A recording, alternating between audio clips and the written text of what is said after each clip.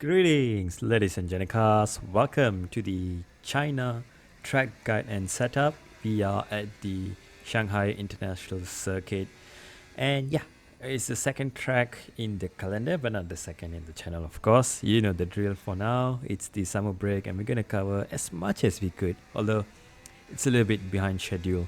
Anyway, back on track here. China is a track where you have quite some long straights, the back straight and the pit straight, and around that you also have some high speed section like you can see in the background now, and there's also a lot of slow speed corners that leads up to these fast corners, and also slow corners after these fast corners, right? So there's a lot of different type of corners here. You need a very well balanced car around here, and you also need the top speed to overtake. So yeah, there's gonna be a lot of compromises you will have to consider for the qualifying for the race. And in the background you can see we are just warming up the tires. You want to take these C4 soft tires to about 80 degrees Celsius as you start the lap, and right up till 90 to 95 degrees Celsius they are okay in terms of grip. Try not to exceed 95 if you are really aggressive with the pushing. And here we go. Let's get started with the lap. And to start off the lap, make sure you are using medium ERS because that's way better. And yeah, to start your lap and to end your lap, it's going to be the same way. Right about here, before the Lenovo signboard on top, about 70 meters, that's where you're going to be braking and turning in. Just a tap on the brake and a downshift to 5th or 4th gear, whichever you prefer, and throw the car into the corner. Carry a lot of speed on the exit. Make sure you're within track limits. Don't go more than half on the curb. Start by using a lot of your overtake mode all the way down till 100 meter board.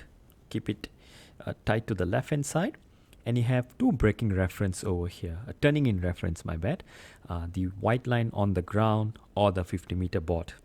And as soon as you pass that, that's going to be your turning in point. And just after that, you're going to be letting the downforce, letting the front wing do the work. Just a mild tap on the brake, stay tight on the entry. And now for turn 2 here, or turn 3, I don't know. As soon as you see the curb on the left hand side, the red part starting, that's going to be your turning in point into the left hander. The sooner you turn in, the sooner you get to rotate the car and power out of the corner. Here, right around here, we have completely turned, and you're almost touching the red and the black and white curb, the red and white curb, and start accelerating 3rd gear up to 4th gear if you need to, and again use up a lot of the overtake button on the exit until 70%. Stay tight to this right hander to minimize some track distance and lap time. And for this end of sector 1, the braking zone, look for the 100 meter board, or better still, look for the red and white curb on the ground. Right around 80 meters, that's where you're going to be braking, and turn in quite aggressively, right? The more you turn in, the straighter your car can be on the exit. Don't go more than this on the curb. On the exit, full throttle as soon as you can. You'll be surprised there's so much grip there. And for this first part of this left-right high speed section, I prefer to take the car in the middle, then slowly drift to the left hand side so that I can remain tight to the left hand side of this part, right? And there's an exit road on the left here. Once you get past that, or that watchtower on the far left, that's going to be your turning in point. And only downshift to 5th and 4th, maybe a tap on the brake if you really need to get the nose turned in on understeer setup. But yeah, keep it tight on this right hand side to minimize track distance. And for a split second, you're going to be full throttle while your car is straight. And once you reach that exit road on that right hand side, that's going to be your braking and turning in point. Just a tap on the brake once again, down to 3rd or 4th, and from here on it's full flat for the second part of the left. A bit more ERS, and now look for this 100 meter board. If that's gone, look for the curb on the ground, the red and white curb, the red and white curb, my bad. And yeah, right around 80 meters, 70 meters, that's where you're going to be braking. And you want to take a lot of the left hand curb here. You'll get a bit of grass, but don't worry.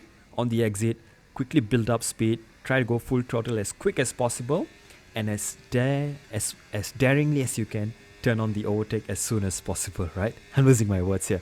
And burn up all your ERS down the straight. And well, we get a little cheeky slipstream maybe. And turn it off at 10%, deck medium. And get ready for the second last braking zone, the heaviest braking zone on the track. Look for the DHL board on the top left. Right after you pass that, or as soon as you reach the 100-meter board, or the red and white curb on the ground, that's going to be your braking reference for the next hairpin. Heavy braking in a straight line, and then trail brake into the corner as you are turning in more and more. And on this attempt, I think I turned in a little too early. As you can see, I will have a little wobble on the exit, but try to not take this much curb, yeah? And you can go around it and carry a little bit more speed. As long as you're straightening out the car as quick as possible. Again, there's so much grip on the exit. You can go full throttle very early.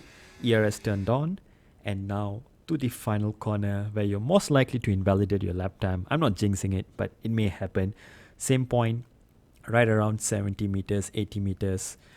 Tap the brakes a little bit. Down the 5th or 4th gear. Take a lot of that inside curb. On the exit, use the exit curb as well. And up to the line, burn up all your ERS. It's a goodish lap around China. So yeah, I'm happy with this. And yeah, that's the very short, I guess, high-speed track guide around the Shanghai International Circuit. Now let's head into this little race director to see how much you can improve by using the ERS modes correctly. Yep. So in the first sector, it's easily 3/10 on the main straight and basically run out of the turn 2, turn 3. Yeah, sector 2 you don't gain much, but sector 3 half a second down that back straight and all the straights that you use it. And now let's get into the race setup, the race strategy and tire strategy, fuel strategy, all kinds of things that you need to know for a race session. So first things first, let's get into the session, yeah? And skip past all this. And in the meantime, if you love so far what we've been doing in the channel and this track guide, leave a like, subscribe, leave your comments, ask your questions in the chat if you need to. Let's get started with the fuel. Around China, even with the sort of high downforce that I'm running, from my test, you don't really need more than half a lap around here. If you're running in a DRS train, in a league race or GP mode, you only need 28.0. You can even underfuel a little bit if you want to save a bit of fuel.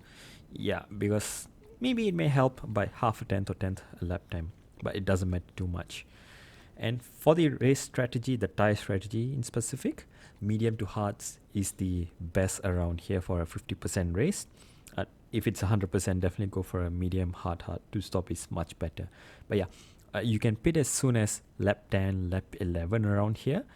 And you really need to take the hard tires as long as possible from there on, right? Try to pit right around lap 11 or 12 so that you get a little bit of a balance. And you can also push on the hard tires throughout your stint. If there's an early safety car or you are starting at the back of the grid for some reason, whether you qualified poorly or you didn't get a set a lap time in qualifying, go for the 2-stop. Maybe as early as lap 6 you can box and then split the mediums, split the hards into 2 stints here.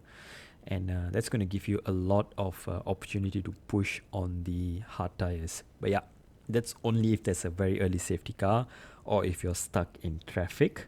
Then it's worth thinking about the 2-stop. So you can jump some cars by doing the first undercut. And then the second pit stop, it's just push till the end to gain maximum positions. And let's head into this setup. So this one, it's quite easy, right? You want to start off with 40-25 wings. I say easy, but yeah, that's a lot of downforce on the front because you need to protect the front tires. They're the ones, the front left tire especially and the rear left, they wear out the most. So you need to protect those 2 tires.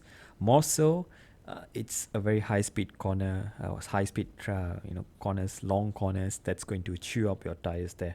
So yeah, 40 on the front for qualifying. You can drop it to about 37, 38 for the start of the race, and then you can drop it another click for the pit stop that you make. You can also run lower downforce, maybe something like 5 clicks lower. But anyway, transmission 130, quite standard around here.